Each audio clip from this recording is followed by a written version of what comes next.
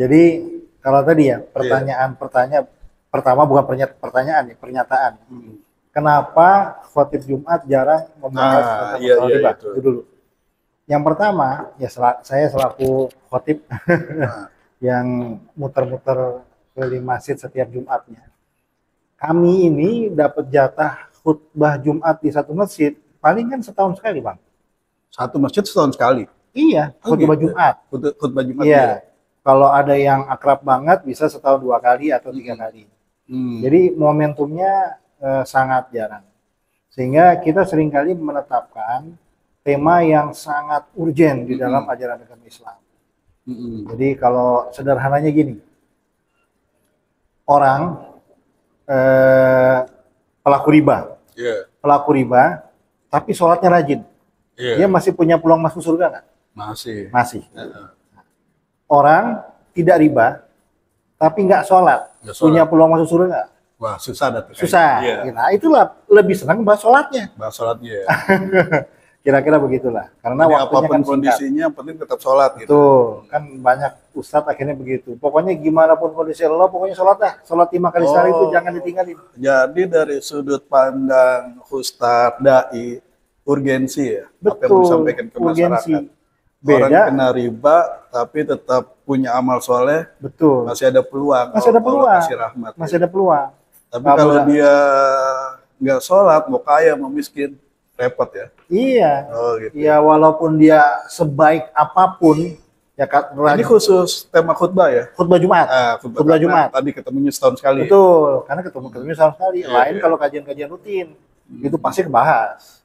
Jadi tema khutbah Jumat itu secara pribadi itu nggak bisa disusun ya karena tempatnya pindah-pindah. Betul.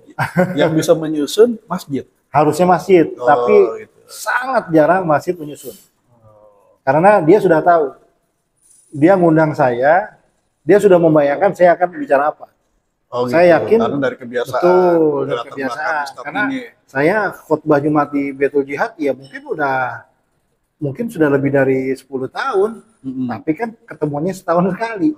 Gitu. Oh, kalau Ustadz Bogi biasanya bahas begini gitu ya. Kira-kira begitu. Oh, yang itu jangan diundang tuh. Bahasnya kacau gitu namanya gitu ya. Ya. Iya, iya. Nah, terus kalau yang pertanyaan kedua tadi apa? Taruh sebelum itu. Ini masih masjid nih. Kan Ya, ya. harusnya masjid nih netizen nih. Masjid yang menyusun kurikulum lah katakanlah kurikulum kan. Khutbah pertama bahas apa nanti sampai khutbah berikutnya kan biar nyambung karena jamaahnya kan nggak berpindah-pindah. Betul. Khotibnya aja berpindah-pindah. Kesulitan masjid menyusun kurikulum itu apa kira-kira? Sebetulnya nggak sulit. Cuma pasti mereka akan nggak enak ketika ngomong ke ustadznya. Oh, Karena itu tidak terbiasa untuk khutbah Jumat ya. iya iya. Lain dengan Ramadan. Tapi kalau saya kajian kemarin Ramadan, enak aja. Ustaz, bahas riba ya gitu. oh, lain. Lain. Ah, itu kalau ada Jadi personal, masjid itu ada rasa tidak enak. betul. Kalau minta pesanan tema gitu sama Betul. Pak Ustadz. Maksudnya biar terserah Ustadz deh mau ceramah apa gitu ya. Betul. Rata-rata kalau khutbah Jumat yang ada temanya nggak ada. Jadi Nggak ada ya? bahkan masjid-masjid yang kalau Ramadan pasti ngasih tema, Ya. khutbah Jumat itu juga nggak ada tema. Ramadan ada tema. Ada? Khutbah Jumat nggak ada tema. Tidak ada. Apa karena saking singkatnya gitu tadi? Tuh, ya tadi, ya kalau khutbah Jumat itu kan materinya itu harus mentok di 15 menit. 15 menit. Kalau lebih dari itu jamaah udah tidur, udah Iya, dikasih nggak tema juga fokus. percuma ya pada Betul. tidur ya. Ya 15 menit tuh ngomong apa, gitu kan? Apalagi kalau ngomong sesuatu yang apa namanya mendalam, nggak Ya. bisa. Jadi Tapi seperti tadi tuh, kalau misalnya khotib-khotib materinya mengena seperti tadi, maksudnya mengena gini, mengena kepada persoalan yang dihadapi sehari-hari, gitu kan? Itu kan tetap nyuruh kita nyuruh sholat, nyuruh Ya. takwa, tapi kaitannya dalam menghadapi persoalan sehari-hari, persoalan ekonomi, persoalan itu kan kena juga. betul. Sholat dikaitkan dengan masalah ekonomi, umpamanya kan gitu. Iya. Lu sholat lu biar ekonominya tertata kan gitu umpamanya. Nah itu yang biasanya saya lakukan sebetulnya. Oh gitu. Jadi lebih Berarti ngebahas bisa tentang rutin sholatnya. disut terus nih. Jadi narasumber tetap ini. Nah, jadi ini yang tadi yang kedua ya memang kebetulan, ya kebetulan saya baru dapat curhatan lah dari kawan-kawan saya. Ini Oh, kawan-kawan pas banget nih. ya dalam waktu yang tidak terlalu lama. Ini kawan-kawan saya ini yang ya, terima kasih Mas. Ya. Ini somai apa dimsum jadi? Ini Ya. namanya di sini somai cuman Siap, siap. kayak Nggak apa-apa. Nggak apa-apa lah. Jadi ini teman-teman yang kurang lebih level keimanannya sama dengan saya lah. Mm-mm. Artinya dia seorang ustadz juga, dia seorang aktivis. Nah, Aktivitasnya sama ya. Ya, relatif sama. Anak-anaknya terjerat pinjol sampai ratusan juta, sampai beberapa pinjol, dan bahkan ada anak yang sudah datanya itu disebar. Oh, Nah, ini kan ya mereka konsultasi lah saat gimana. Jadi sebetulnya lebih merasa gagal dengan pembinaan kepada anaknya ya. mm-mm. Ya, ya kalau Kenapa masalah anak gua kena pinjol Betul. gitu ya? Padahal gua ngajarin ke betul. masyarakat gitu. Dan yang aneh yang tadi saya sampaikan, mereka ini bukan ya anak-anak mereka, bukan orang-orang yang penghasilannya kecil. Iya. Kalau kita bicara UMR, mungkin gaji mereka 2 kali 3 kali UMR.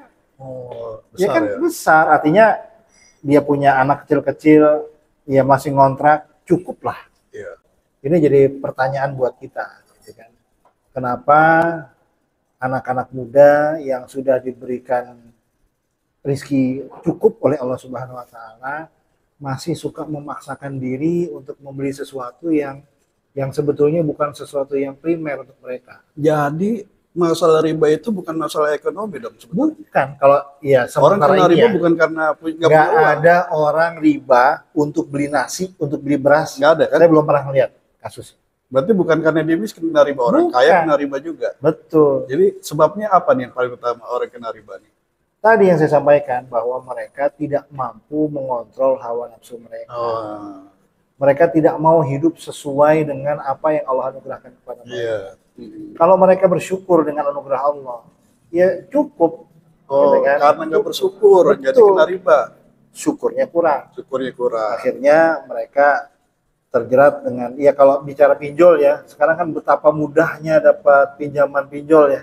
Cukup dengan KTP gitu kan, foto cekrek, besoknya atau berapa hari kemudian langsung dapat transfer rekening, gitu kan. Betapa mudahnya gitu. Dan mereka pada saat meminjam tentu tidak memikirkan resikonya kan. Iya. Nah ini yang bahaya memang. Nah, ini pertanyaannya nih. Kata orang awam mungkin nanti begini, Ustadz aja kena riba, apalagi saya yang nggak ngerti, umpamanya gitu. Ini fenomenanya apa nih yang Ustadz Bogi lihat nih? Kenapa ada Ustadz kalangan tertentu yang paham Quran, bahkan hafal Quran, bahkan saya pernah ketemu pimpinan pesantren, sama juga kena riba juga gitu. Ya banyak lah, kita nggak perlu sebut satu persatu. Nah ini apa nih? Kalau bersyukur dia pasti paham dong, makna bersyukur, makna bersabar, pasti paham lah. Faham itu bukan berarti mereka mampu menjawab setiap ujian dari Allah Subhanahu wa Ta'ala. Nah, ini yang jadi masalah. Ya kalau ke tema yang lain, saya sekarang ini sedang sangat prihatin ya bahwa ya ustadz-ustadz saya, ya guru-guru saya banyak yang bermasalah dari sisi hubungan. Nggak apa-apa nih di surat. Nggak apa-apa. Guru-guru Ya, saya, guru Bogi siapa itu? Kita nggak nyebut nama. Iya, iya. Ya, tapi memang kenyataan begitu. Ah. Rumah tangganya berantakan Oh gitu. karena ta'adud yang tidak sesuai dengan sunnah Nabi. Oh katanya lebih baik minta maaf daripada minta izin. Itu yang Akhirnya nggak dimaafin. Nah ini saya sedihnya luar biasa. Padahal mereka dari sisi ekonomi sudah sangat mapan, bahkan mungkin di atasnya mapan kali ya, gitu kan. Tapi itu Dari bukan sisi- soal riba dong. Bukan. Ya artinya tadi ya tentang bagaimana dia bisa menjawab setiap Oh, ujian iya, dari iya, Allah. Gitu. Ustadz paham, tapi kok nggak bisa menjawab ujian Betul. gitu ya. Iya. Nah, termasuk tadi yang namanya orang dengan level yang tinggi, ya terkadang standar hidupnya sudah tinggi, Jadi ketika anaknya, istrinya menuntut sesuatu yang sebetulnya di luar kapasitas dia memaksakan diri. Dan memaksakan dirinya itu dengan paling mudah, ya mohon maaf, ya. Kalau anggota dewan itu saya dengar Iya. itu punya plafon pinjaman di bank-bank konvensional. Oh, Ada plafonnya, Bang. ada platformnya. Dan itu dia tinggal ya kartu anggota aja selesai. Iya. Itu kan riba. Itu kan riba. Tapi menganggap ya ini kan keperluan, ini kan kebutuhan dan seterusnya. Nah nih, saya mau ngorek lagi lebih dalam kehidupan Ustadz nih. Ustadz pada umumnya ya, bukan Ustadz si Fulan-Fulan. Apa Ustadz itu godaannya lebih besar daripada orang awam? Pasti. Ya kan setiap keimanannya naik level, maka ujiannya naik level, maka setan yang menyertainya pun juga naik Naik level gitu ya. Itu yang jadi masalah. Dan terkadang ada, ya mohon maaf ya ustadz-ustadz kita ya memang ya nggak siap jadi orang kaya lah gitu. Ya nggak siap jadi pejabat lah gitu. Jadi ketika ujian itu datang ke mereka, mereka tidak bisa menjawab ujian itu dengan sebaik-baiknya. Itu yang Berarti artinya wawasannya banyak, ujiannya lebih banyak lagi, gitu. Ya kan gitu ya. Godaannya lebih besar lagi gitu ya bagi Ustadz ya. yang saya rasakan ketika ustadz itu sudah masuk wilayah pejabat, ya pejabat publik, ya, maka waktu mereka untuk bertaamul dengan Quran, waktu mereka untuk mengkaji kitab-kitab yang dulu mereka kaji, itu semakin sedikit. Karena sibuk. Karena sibuknya luar biasa. Kan sibuk mengurusi umat. Betul. Gitu. Tapi harusnya mereka tawazun. Ya, ketika mereka sudah menghabiskan waktu mereka untuk mengurusi umat, maka ya murojaah hafal Qur'annya kan gitu ya. Dia ngaji ke gurunya lagi, dia qiyamul lailnya itu harus lebih tinggi, harus lebih kuat dibandingkan orang-orang pada umumnya. Karena godaan ke mereka itu luar biasa. Ya kalau mereka lepas itu, ya pengajian pekanan udah nggak datang, ngaji 1 juz 1 hari dilupakan, qiyamul lail ketiduran. Ya wajar kalau mereka akhirnya terjerumus di dalam kesalahan-kesalahan. Khilaf ya. Ya, itu yang jadi pembelajaran buat kita. Ya memang tidak semua orang siap untuk naik level secara ekonomi. Berarti nih kesimpulan dari tadi nih, satu, orang kena riba bukan karena masalah uang. Bukan karena masalah primer. Bukan masalah primer, gitu kan. Gitu. Kemudian karena orang kaya kena riba, orang yang gajinya berkali-kali di atas UMR juga kena riba, gitu. Kemudian bukan karena juga dia pandai alim berilmu. Karena orang yang berilmu, ustadz pun kena riba juga, gitu kan. Gitu. Nah,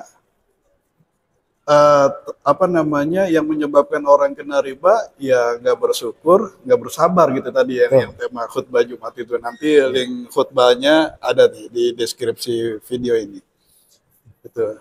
Nah, apa nih yang bisa Pak Ustadz Bogi sampaikan kepada teman-teman khususnya nih orang-orang yang sudah paham ilmu agama supaya bisa jadi contoh, jangan masalah riba, Ustaz lagi kena riba apalagi saya, akhirnya masalah riba ini jadi udahlah diam-diam aja lah gitu kan, sama-sama tahu lah gitu, akhirnya nggak dibahas, tidak jadi, misalnya oke lah khutbah Jumat terbatas waktunya, tapi kan di taklim mestinya disampaikan juga, apa jangan-jangan ustadznya lagi kena riba jadi lidahnya keluh menyampaikan materi itu gitu. Jadi khususnya mereka-mereka yang level duniawinya dinaikkan oleh Allah Subhanahu wa taala. Baik misalnya level ekonominya tiba-tiba naik drastis ya, bisnisnya meroket gitu kan. Atau tiba-tiba diberikan amanah jabatan yang keren oleh Allah Subhanahu wa taala.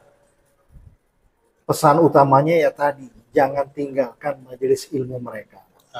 Ya kan, mereka punya guru, mereka punya ustadz, dan ustadz-ustadz itu yang paling paham lah bagaimana mengatur dunia. Jadi ketika mereka naik level Bang, ya mereka ada di komunitas baru. Komunitas baru, iya. Nah, di komunitas baru itu ada tradisi-tradisi yang bisa jadi sangat berbeda dengan tradisi mereka sebelumnya. Iya, iya. Di komunitas pengusaha muslim, Pak, Iya. gitu kan, yang namanya pinjam uang di bank, itu kan suatu hal yang biasa. Hal yang biasa. Dan bukan hanya sekedar bank syariah, bank konvensional juga, yang penting mereka dapat modal. Yang awalnya mereka mengharapkan meminjam uang ke bank konvensional, ketika melihat teman-temannya, oh begitu ya, oh begitu ya, akhirnya ngikut. Ikut. Sama tadi misalnya, mohon maaf ya, salah naik level seseorang jadi pejabat publik, anggota dewan lah katakan, Iya, iya. di level kota, Kalau di lebih level banyak provinsi. punya anggota dewan, kenapa nih? Ya nggak apa-apa. Iya, iya. Terus. Lalu kemudian level nasional gitu kan. Mereka itu punya plafon pinjaman yang saya tahu ke bank-bank konvensional. Bang Syariah tidak menawarkan gitu. Bank syariah yang besar yang punya negara itu sekarang baru BSI ya.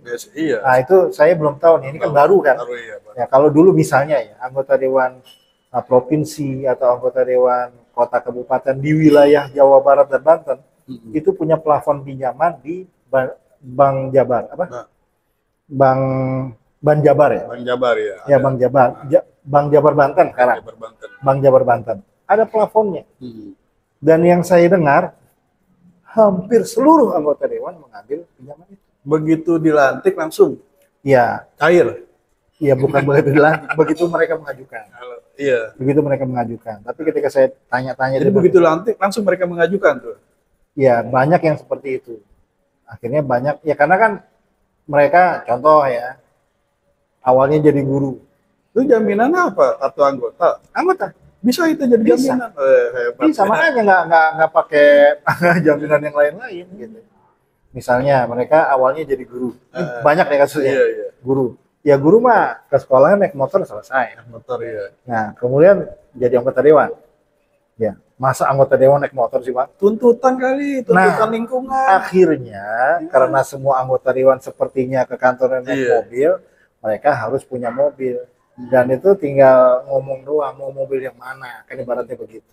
Iya, iya. Tanpa mengindahkan itu riba atau tidak. Nah ini yang jadi masalah. Gitu. Dan itu dilakukan oleh hampir seluruh anggota dewan. Iya. Ya, baik yang muslim maupun non muslim. Ada muslim jangan ngomongin. Maksudnya ya yang muslim biasa sama yang Iya. aktivis gitu ya. Aktivis. Nah, ini kan catatan lah buat kita. Catatan buat kita. Jadi sebuah wilayah yang sebetulnya berat ya. Ya mudah-mudahan saya nggak harus masuk wilayah itu.